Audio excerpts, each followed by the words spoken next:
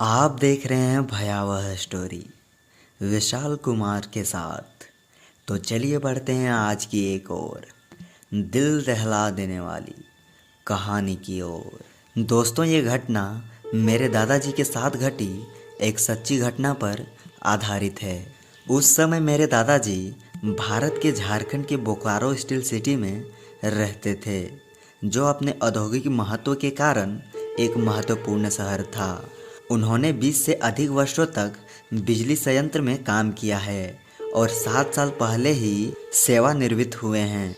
पिछले साल दिल का दौरा पड़ने के कारण उनका निधन हो गया है। वह उस शहर में 40 वर्षों से अधिक समय तक रहे और ये घटना उनके रिटायरमेंट के करीब 5 साल पहले की है। इस समय वह दिन और रात दोनों शिफ्ट में काम करते थे।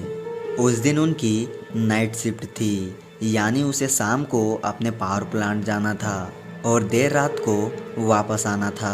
पावर प्लांट से घर जाते समय रास्ते में एक बांध था जो आज भी है और स्थानीय लोगों के बीच इसे सेक्टर 9 बांध के नाम से जाना जाता है, लेकिन इसका आधिकारिक नाम गरगा बांध है।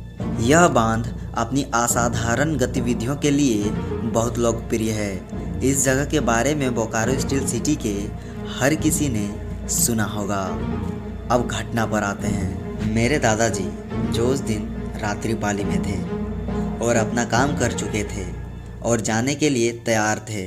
उस समय काफ़ी रात हो चुकी थी।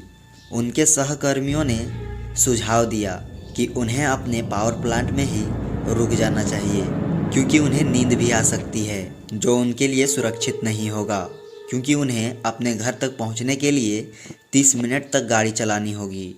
लेकिन उन्होंने बताया कि वह अपनी रात्रि पाली का बहुत आदी है और वह उसके लिए बहुत सामान्य है, इसलिए वह अपनी मोटरसाइकिल लेकर चले गए। सड़कें खाली थी और बहुत डरावनी लग रही थी, क्योंकि आधी रात हो चुकी थी। जैसे ही मेरे दादाजी ने बांध पार किया तो उसने देखा कि एक महिला सड़क के किनारे खड़ी थी। वह अपना हाथ उसकी ओर ऐसे लटका रही थी जैसे वह लिफ्ट मांग रही हो। जैसे ही मेरे दादाजी उस महिला के करीब आए, उन्होंने देखा कि उसने चूड़ियों के साथ सफ़ेद साड़ी पहनी हुई थी और उसके पास एक हैंडबैग भी था, लेकिन उसका चेहरा मेरे दादाजी को स्पष्ट रूप से नहीं दिखाई दे रहा था।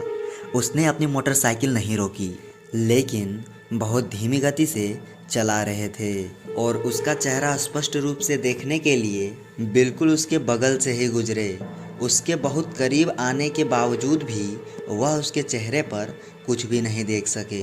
उन्होंने देखा कि उसकी खून रंग की लिपस्टिक थी और उसके चेहरे पर कोई भी प्रतिक्रिया नहीं थी। उसके चेहरे पर कोई आंखें और कोई नाक नहीं थी।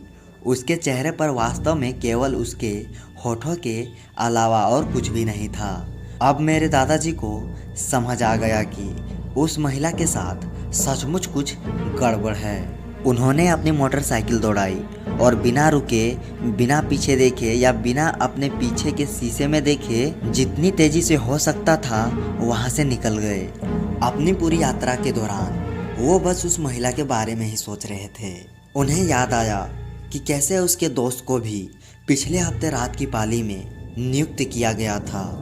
उसे भी इसी तरह का अनुभव हुआ था।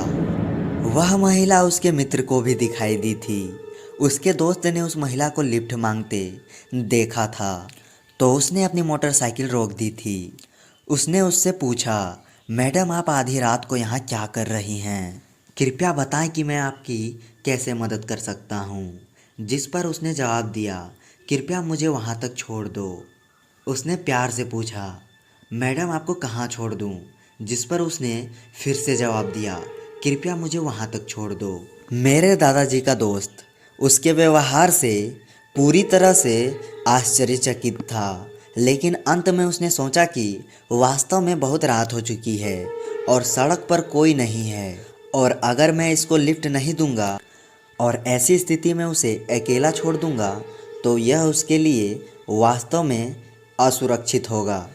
तो वह सहमत हो गया और उसने बोला, ठीक है मैडम, कृपया बैठिए, आपको जहाँ भी जाना है मैं आपको छोड़ दूंगा।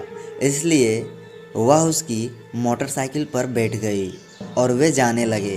कुछ समय बाद मेरे दादाजी के दोस्त ने उनसे फिर पूछा, कृपया मुझे बताएं मैडम, आप कहाँ जाना चाहती हैं? मैं आपको किस स्थान तक छोड़ दूं?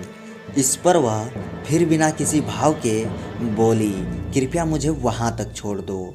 इस बार वह उसके उत्तर से सचमुच परेशान हो गए थे। वह बार बार अपने साइड मिरर से उसका चेहरा देखने की कोशिश कर रहे थे, लेकिन वह भी उसका चेहरा स्पष्ट रूप से नहीं देख पा रहे थे। इससे पहले कि मेरे दादाजी के दोस्त उससे दोबारा कुछ पूछ पाते, वह पूरी तरह से गायब हो गई। उस औरत को अचानक गाड़ी से गायब देख मेरे दादाजी का दोस्त सदमे में आ गया और खुद पर नियंत्रण नहीं रख सका और उसने अपनी मोटरसाइकिल की गति बहुत तेज कर दी, जिसके कारण उसका दोस्त एक पेड़ से टकरा गया।